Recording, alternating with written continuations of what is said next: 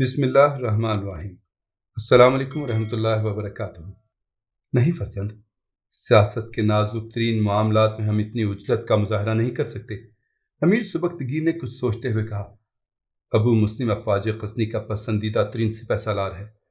اسے یکپا یک برطرف کر دینے سے کئی سنگین مسائل پیدا ہو سکتے ہیں۔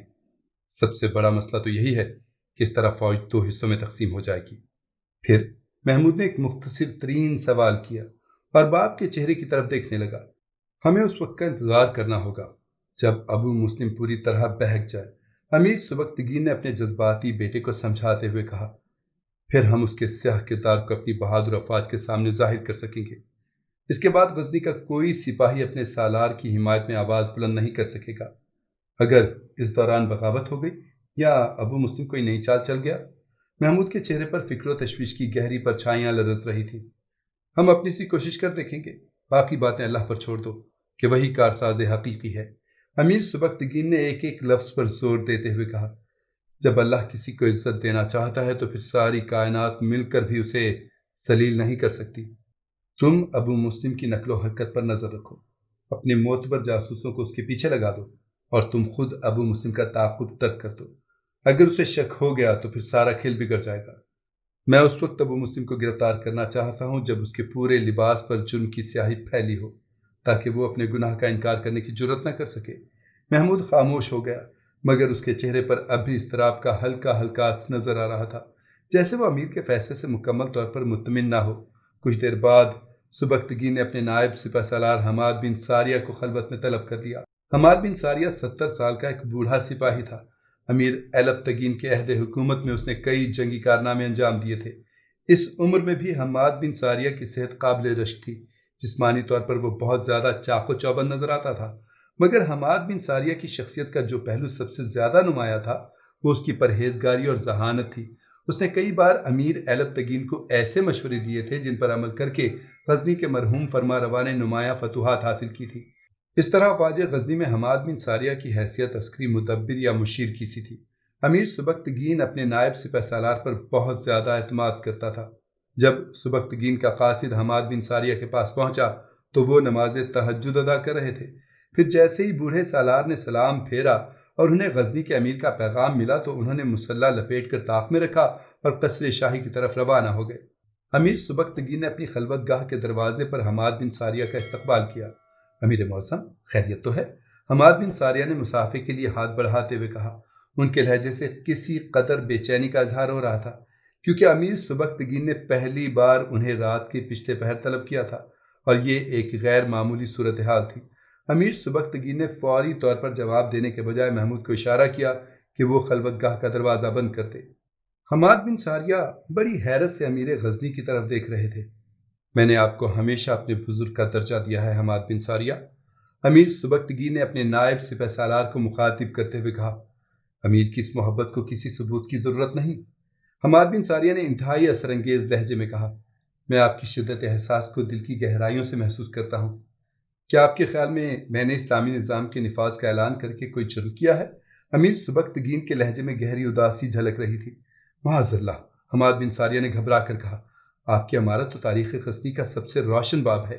اہل ایمان آپ کی سربراہی پر فخر کرتے ہیں، مگر کچھ لوگ میرے اقدامات کو پسند نہیں کرتے۔ امیر سبکتگین نے نہایت غمزدہ لہجے میں سردار تبریز کی مخالفانہ سرگرمیوں کا ذکر کرتے ہوئے کہا، غزنی کے حکمران نے نگار خانم کا کوئی حوالہ نہیں دیا تھا۔ ابو مسلم سردار تبریز سے دوستی نبھا رہا ہے اور اس نے مملکت کے مفاد کو پس پش ڈال دیا ہے۔ ابھی میں غزنی کے سپہ سالار کو مجرم قرار نہیں دیتا، مگر وہ کل رات سردار تبریز کی محفل شراب نوشی میں شریک ہوا تھا اور یہ کوئی اچھی علامت نہیں ہے۔ حماد بن ساریہ جیسا متقی سپاہی یہ واقعات سن کر اداس نظر آنے لگا۔ امیر، ان لوگوں کو کیا ہو گیا ہے؟ یہ اللہ کی نعمتوں کا شکر ادا کیوں نہیں کرتے؟ مجھے میرے دوستوں نے بہت مایوس کیا ہے حماد بن ساریہ۔ امیر سبکتگین کے لہجے میں تلخی بھی تھی اور خلش دل بھی۔ میرے لیے کیا حکم ہے امیر؟ اچانک حماد بن ساریہ کا لہجہ پرجوش ہو گیا تھا۔ کیا غزنی کے چند بدمست مملکت اسلامی کا مستقبل تاریک کر دیں گے؟ نہیں امیر معظم، ایسا نہیں ہو سکتا۔ اگرچہ اب میرے بازوؤں میں شرارے نہیں اٹھتے، لیکن خدائے لازوال کی بخشی ہوئی طاقت کی قسم، میری شمشیر کی کاٹ میں اب بھی وہی تیزی ہے۔ اگر حکم ہو تو ان ضمیر فروشوں کے سر قطع کر کے آپ کے قدموں میں رکھ دوں جوش جذبات کے سبب حماد بن ساریہ کے چہرے کی جھریوں میں عجیب سا تناؤ پیدا ہو گیا تھا۔ سبکتگین نے بے قرار ہو کر بوڑھے سالار کے ہاتھ اپنے ہاتھوں میں لے لیے۔ نہیں میرے بزرگ، ابھی وہ وقت نہیں آیا ہے۔ امیر غزنی کے لہجے میں ہلکا سا ارتعاش تھا۔ میں چاہتا ہوں کہ آپ ابو مسلم کی ان سرگرمیوں پر نظر رکھیے جن کا تعلق براہ راست افواج غزنی سے ہے۔ اگر اس نے میرے لشکروں کی زمین میں نفرت و بغاوت کے بیج بو دیے تو پھر یہ زہریلی فصل ہماری عسکری قوت کو تباہ کر ڈالے گی۔ میں ہر خدمت کے لیے حاضر ہوں امیر محترم۔ حماد بن ساریہ کا لہجہ بہت زیادہ پرجوش ہو گیا تھا۔ آپ مطمئن رہیں، میں ابو مسلم کو ملکی سالمیت پر شبخون مارنے نہیں دوں گا۔ بزرگ، میری ایک اور خواہش ہے، امیر سبکتگین نے بوڑھے سالار کی طرف بغور دیکھتے ہوئے کہا۔ آپ غزنی کے لشکروں کی قیادت کریں اور میرے بیٹے محمود کو ایک شاگرد کی حیثیت سے جنگ کے اسرار و رموز سمجھائیں۔ نہیں امیر معظم، حماد بن ساریہ نے کہا، میں اپنے آپ کو اس منصب کا اہل نہیں سمجھتا۔ اللہ گواہ ہے کہ میرے دل میں قیادت کا جذبہ کبھی پیدا نہیں ہوا۔ بس اپنے سینے میں ایک ہی خواہش لی آج تک زندہ ہوں کہ مقدور بھر اسلامی لشکر کی خدمت کر سکوں، یہاں تک کہ کسی محاذ پر میرے جسم کے ٹکڑے ہو جائیں اور پھر اپنے خالق سے اس حالت میں ملوں کہ پورا بدن لہو میں تر ہو۔ یہ کہتے کہتے حماد بن ساریہ کی آنکھیں اشکوں سے لبریز ہو گئیں، مگر ابھی تک میری یہ دعا قبول نہیں ہوئی۔ ایسا لگتا ہے کہ بستر پر ایڑیاں رگڑ رگڑ کر مروں گا۔ نہیں میرے بزرگ، امیر سبکتگین نے تسکین آمیز لہجے میں کہا، کون جانے کہ کب آسمان سے اس کی رحمت نازل ہو جائے۔ آپ کا شوق شہادت ہر مسلمان کے لیے ایک مثالی حیثیت رکھتا ہے۔ کاش غزنی کے ہر باشندے کے دل میں یہی جذبہ بیدار ہو جائے۔ آمین۔ حماد بن ساریہ نے سر جھکا دیا۔ بوڑھے سالار کی آنکھوں سے اب بھی آنسو بہہ رہے تھے۔ پھر وہ شبیدار سپاہی امیر غزنی کی خلوت گاہ سے نکل کر چلا گیا۔ سپہ سالار ابو مسلم نے بڑی ہوشیاری سے اپنے معتمد سپاہیوں کو اس کام پر متعین کر دیا کہ وہ امیر سبکتگین کے بارے میں دوسرے سپاہیوں کی رائے معلوم کر سکیں۔ ابو مسلم کے جاسوسوں نے جلد ہی اسے یہ اطلاع بہم پہنچا دی کہ لشکر کے بیشتر سپاہی امیر سبکتگین کو عزت و احترام کی نگاہ سے دیکھتے ہیں۔ ابو مسلم اس قسم کی خبروں سے پریشان سا نظر آنے لگا۔ پھر اس نے سردار تبریز کے سامنے اپنی الجھن بیان کرتے ہوئے کہا، امیر کے خلاف بغاوت اتنی آسان نہیں ہے۔ میرے 100-200 مخصوص سپاہیوں کے علاوہ پورا لشکر سبکتگین کی حمایت کا دم بھرتا ہے۔ تمہیں پوری فوج کی بغاوت کا انتظار نہیں کرنا چاہیے۔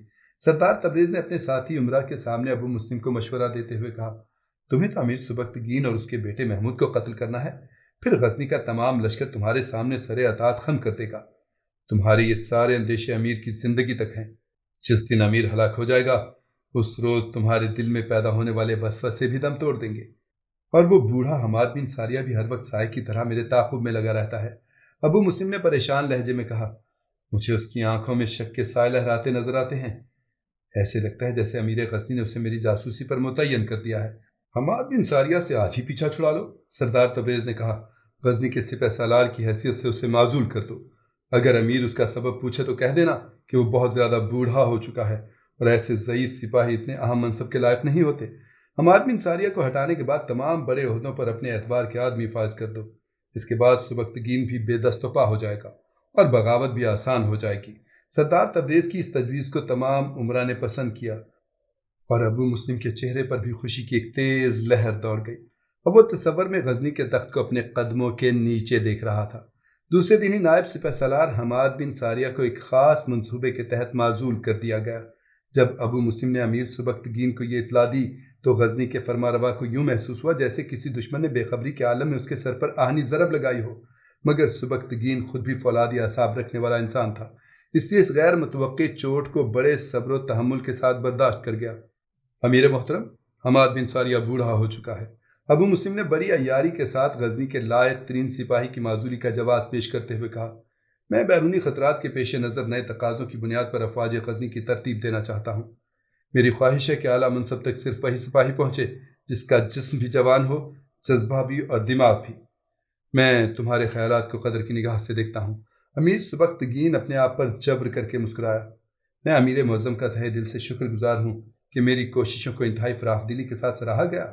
ابو مسلم نے بڑی بے شرمی کے ساتھ جھوٹ بولا اور رخصت ہو گیا۔ ابو مسلم کے جاتے ہی محمود خلوت گاہ میں داخل ہوا۔ اس کا چہرہ غصے سے سرخ ہو رہا تھا۔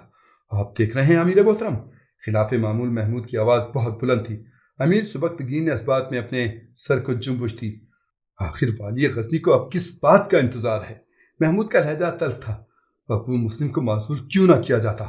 کیا آپ اس وقت کوئی حکم صادر فرمائیں گے جب ابو مسلم تمام جان نثار فوجیوں کو بے دست و پا کر چکا ہوگا؟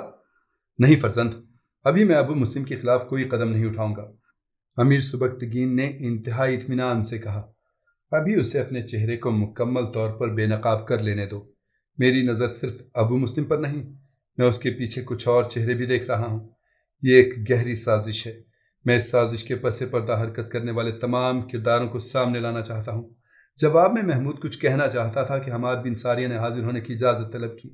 پھر جب غزنی کا معزول شدہ سالار اپنے امیر کی خدمت میں حاضر ہوا تو سبکتگین نے دیکھا کہ حماد بن ساریہ مسکرا رہے تھے۔